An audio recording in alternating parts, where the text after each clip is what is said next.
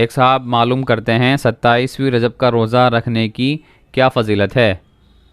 بسم اللہ الرحمن الرحیم۔ مذکورہ سوال کا جواب یہ ہے کہ سال کے 12 مہینوں میں 4 مہینے اللہ تبارک و تعالی نے حرمت اور عظمت والے بنائے ہیں، جن میں ذی قعدہ ہے، ذی الحجہ ہے، محرم ہے اور رجب کا مہینہ ہے۔ ان مہینوں میں عبادت کرنا دوسرے مہینوں کے مقابلے میں زیادہ ثواب کا حامل ہے۔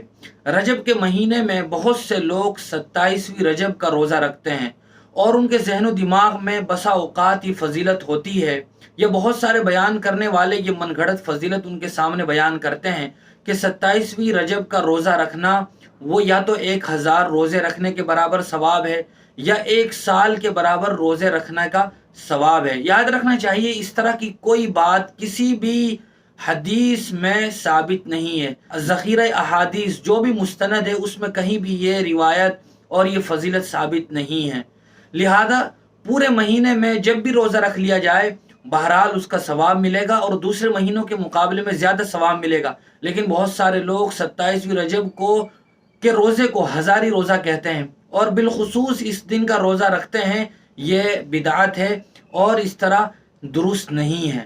اسی طرح بہت سارے لوگ 27ویں رجب کی جو رات ہوتی ہے اس کو شب معراج کہتے ہیں، اور ان کا کہنا یہ ہے کہ یہی وہ رات ہے جس رات میں حضور صلی اللہ علیہ وسلم کو معراج نصیب ہوئی تھی، حضور کا سفر معراج پیش آیا تھا۔ اس بارے میں بھی حدیث میں حتمی طور پر کوئی بات نہیں ملتی ہے کہ وہ معراج کی رات کون سی تھی۔ روایات میں ربیع الاول کے مہینے کا تذکرہ بھی آتا ہے، ربیع الثانی کا بھی آتا ہے، شوال کا تذکرہ بھی ملتا ہے، اسی طرح رمضان المبارک کا تذکرہ بھی ملتا ہے کہ حضور کا ان مہینوں میں معراج کا سفر پیش آیا تھا۔